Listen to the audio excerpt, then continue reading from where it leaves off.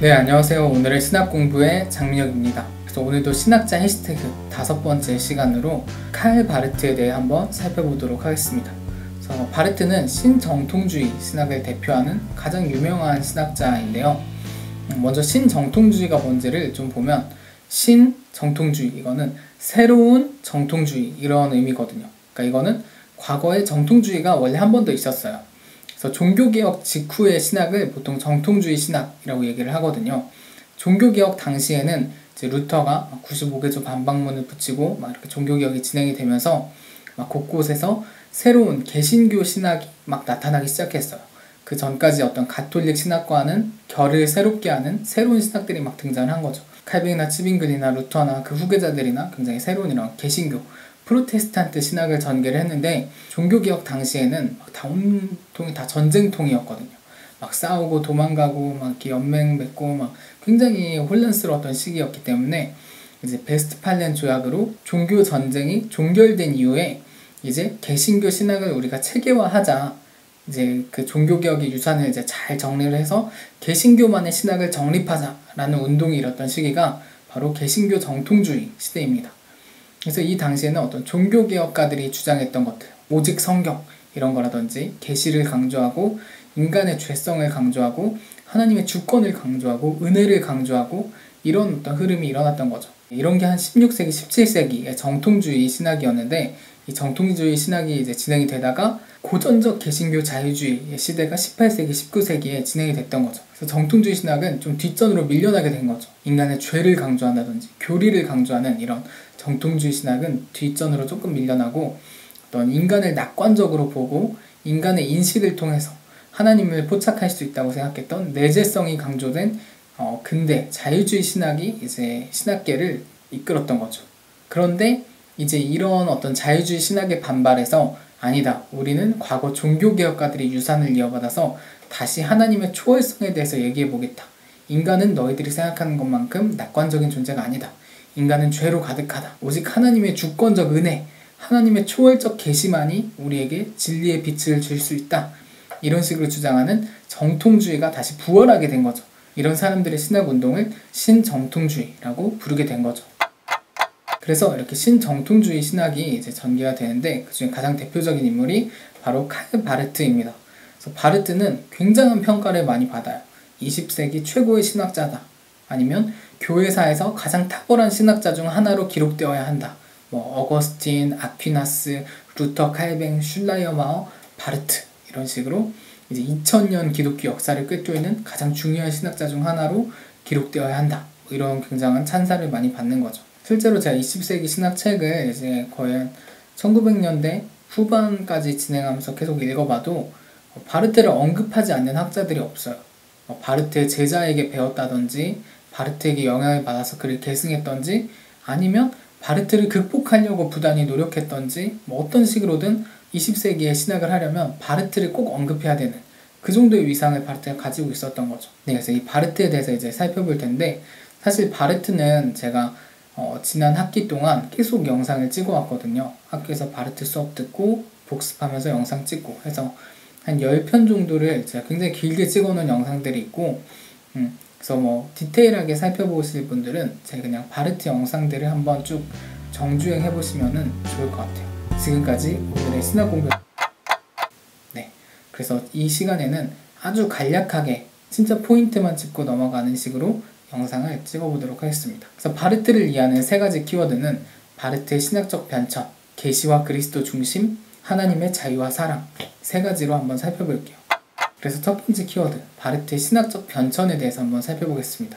그래서 바르트는 자기 신학을 공사 중의 신학이다, 이렇게 말했어요. 내 신학은 완성되지 않는다. 계속 공사한다. 하나님이 나를 이끄신 대로 내 신학은 계속 왔다 갔다 한다. 이렇게 딱 주장을 한 거죠. 그래서 바르트는 신학이 계속 바뀌어요. 근데 그래도 크게 구분을 하면 이 3시기로 나누는데, 초기에는 자유주의 신학을 했다가, 중기에는 변증법적 신학을 했다가, 후기에는 교회학 신학을 전개합니다. 그래서 바르트도 다른 어떤 19세기에 태어났던 신학자들과 마찬가지로 어렸을 때는 자유주의 신학을 배웠어요. 왜냐하면 리첼이 그 당시 독일 신학계를 주도하고 있었기 때문에 다 어느 신학교 교수든 다 리첼파였어요. 다 리첼의 제자고, 그래서 바르트도 리틀의 제자 중 하나였던 아돌프 하르낙에게 수학했습니다. 그래서 초기에는 그렇게 자유주의 신학을 공부하다가 바르트는 이제 학위를 한 게 없어요. 박사학위 이런 거 안 하고 시골교회 목사로 부임을 했습니다. 시골교회에서 이제 막 목회를 하고 있었어요. 근데 성도들을 보니까 성도들의 삶이 너무 비참한 거예요. 성도들이 다 노동자였거든요. 그래서 당시 이제 19세기 말 20세기 초에 노동자의 삶이 너무 처참하다라는 걸 바르트가 인식을 하고 어떤 사회주의 운동에도 많이 참여를 합니다. 그래서 실제로 어떤 사회주의 당원으로도 활동을 하고 기독교 사회주의 운동을 했던 여러 인사들과도 교류를 하고 영향을 많이 주고받습니다. 그런데 이제 결정적인 사건이 터집니다. 그게 바로 1차 세계대전이었어요. 독일 황제가 이제 이 전쟁을 알리는 선전포고를 했는데 그 선전포고문을 누가 썼느냐? 바로 바르트의 스승인 아돌프 폰 하르낙이 그 선전포고문을 써줬습니다. 근데 꼭 그 하르낙만 여기 전쟁에 찬성한 게 아니라 당대의 거의 대부분의 자유주의 신학자들이 전쟁에 찬성하고 나선 거예요. 황제를 지지하면서. 그래서 바르트가 이거에 굉장한 충격을 받았어요. 내가 공부한 신학의 결과가 결국 전쟁이라면, 사람을 죽이는 일이라면 이건 뭔가 잘못됐다. 이건 하나님의 뜻이 아닌 것 같다. 그래서 난 이제 자유주의 신학이라면 신학이든 윤리든 아예 쳐다도 보지 않겠다. 이런 식으로 자유주의와의 결별을 선언하는 거죠. 바르트가 자유주의와의 결별을 선언하고 낸 책이 바로 로마서 강해 1판입니다. 로마서 강해 1판이 출판되면서 시골교회 목사였던 바르트는 전 세계적인 유명세를 얻게 되었어요. 이 책이 초히트를 친 거죠. 그래서 막 당시에 사람들이 하나님에 대해서 잠을 자고 있었는데 바르트가 종을 땡땡 이렇게 울린 게 바로 로마서 강해였다. 이런 평가도 받습니다. 그 정도로 이 로마서 강해는 자유주의 신학계에 굉장한 충격을 안겨줬다는 거죠. 다시 하나님의 계시, 하나님의 초월성을 강조하는 새로운 길을 알리는 계기가 바로 이 로마서 강해 1판이었다는 겁니다. 그래서 이제 바르트가 로마서 강해를 쓰면서 영향을 받은 사람들이 몇몇 있는데 키에르케고르의 변증법에 굉장히 빚을 지고 있고 키에르케고르의 어떤 역설, 도약, 시간과 영혼의 무한한 질적 차이 이런 것들에 영향을 많이 받고 있고 또 투르나이젠이라는 동료가 있었는데 투르나이젠을 통해서 도스토옙스키를 소개를 받았어요. 러시아의 문호인 도스토옙스키의 책을 보면서 인간의 죄성을 실감하게 된 거죠. 인간의 처참함에 대해서. 그래서 인간은 이렇게 처참한 존재고 완전 죄에 찌들어 있는 존재고 하나님의 구원, 하나님의 은혜밖에는 답이 없다. 이런 식의 어떤 신학을 발견하게 된 거죠. 그래서 이 로마서 강해 1판을 썼고 또 이거를 전면 수정해서 로마서 강해 2판을 내놓습니다. 그러면서 이제 변증법적 신학 단계의 신학 운동을 전개를 하게 되는 거죠. 근데 바르트는 이제 이 로마서 강해 2판을 출판하자마자 뭔가 좀 후회했어요. 내가 이제 다시 보니까 내가 자유주의와 결별하고 철학이 아닌 말씀으로서의 신학, 하나님의 계시를 더 강조하는 신학을 하려고 했는데 이건 좀 아닌 것 같다 하면서 이제 세 번째 신학의 시기로 접어들게 되는 거죠. 그리고 출판한 책이 바로 교회 교의학입니다. 그래서 이 단계에 가장 큰 영향을 받은 거는 안셀무스의 영향을 바르트가 많이 받았어요. 이제 안셀무스의 영향을 받아서 이해를 추구하는 신학, 그리고 가톨릭식 존재의 유비가 아니라 계시의 유비 이런 거를 이제 차용을 하면서 자기 신학을 전개를 하는데 이제 이 교회 교의학의 가장 큰 특징은 뭐냐면 서론이 없어요.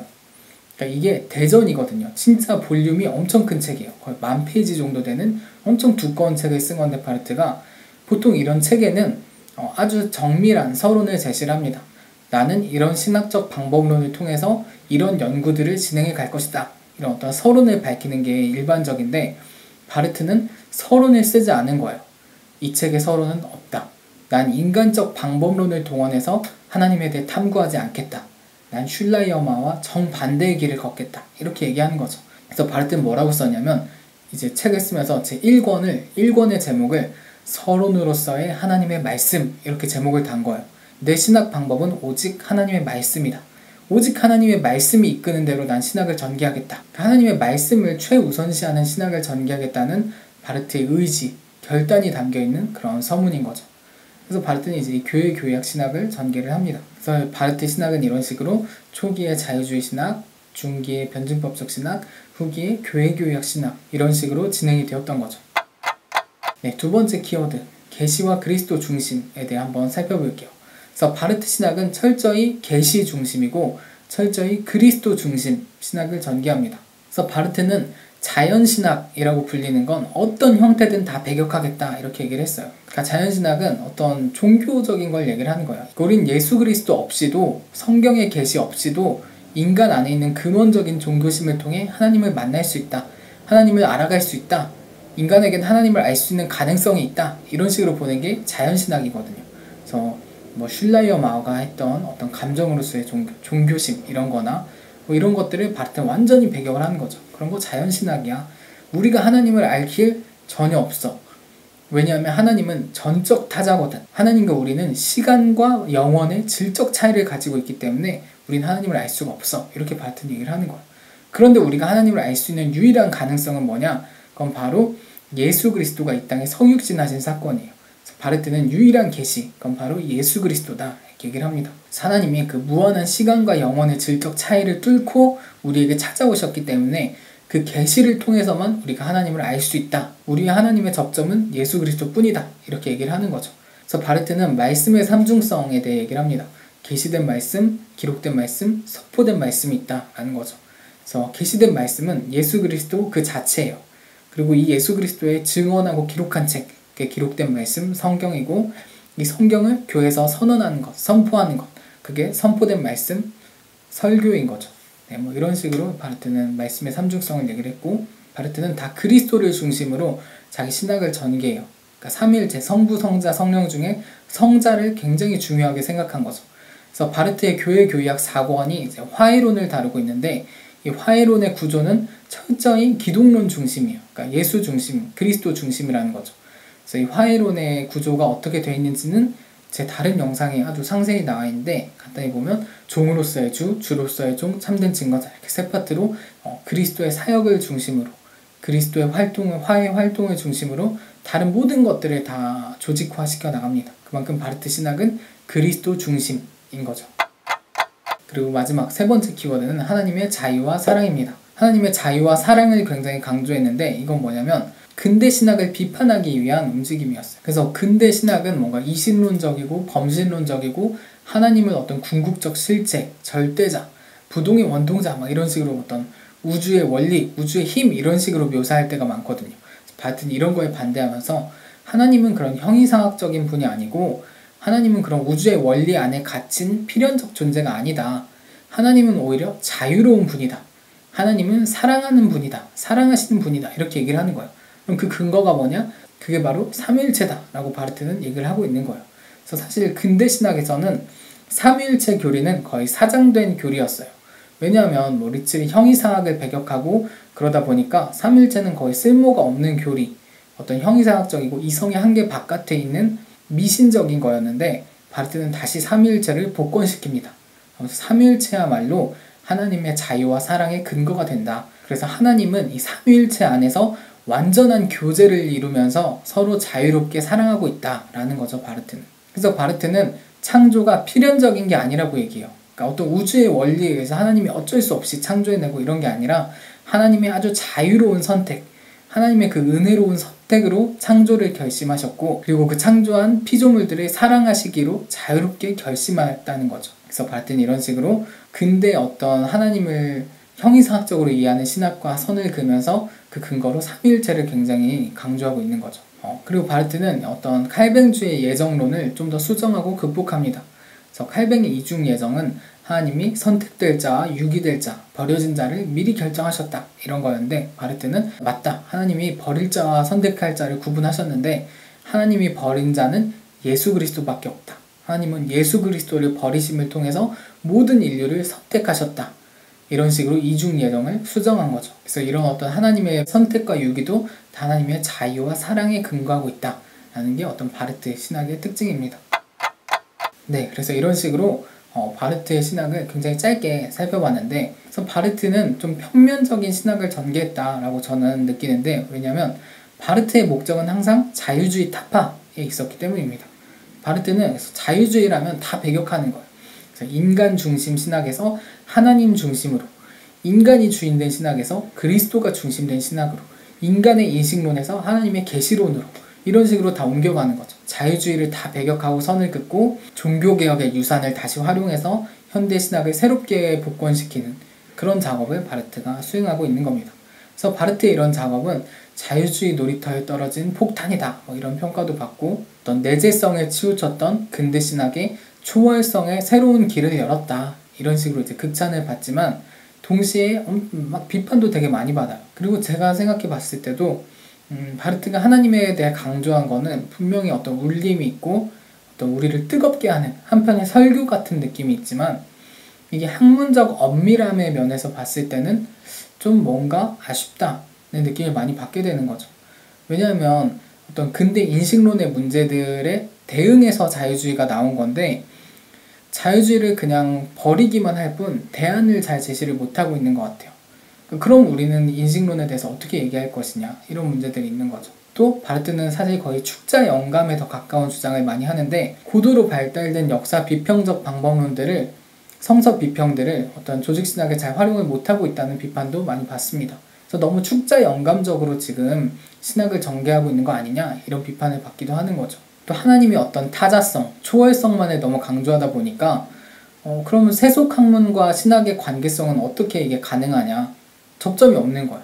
그리고 이성과 계시를 너무 대비시키다 보니까 어떤 이해를 추구하는 신앙이 잘 안 된다는 거죠. 오히려 판넨베르크도 이런 것 때문에 바르트를 조금 비판하고 극복하려는 모습을 보이고, 아무튼 여러모로 바르트는 굉장한 업적을 남김과 동시에 또 많은 비판을 받습니다. 네, 그래서 뭐 이런 식으로 바르트에 대해서 한번 알아봤고요. 사실 그 바르트 신학의 디테일로 들어가면 굉장히 어렵거든요. 그래서 저도 여전히 잘 이해를 못하고 있고 그냥 큰 틀로만, 개략적으로만 이해를 하고 있는데, 좀 더 자세히 보고 싶으신 분들은 제가 바르트 찍어놓은 영상들이 꽤 많이 있으니까 그 영상들을 보시면은 조금 더 도움이 될 것 같아요. 바르트 해설서를 번역한 교수님의 수업을 제가 요약한 영상들이거든요.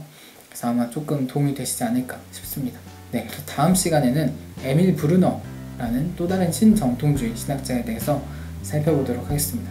지금까지 오늘의 신학공부였습니다.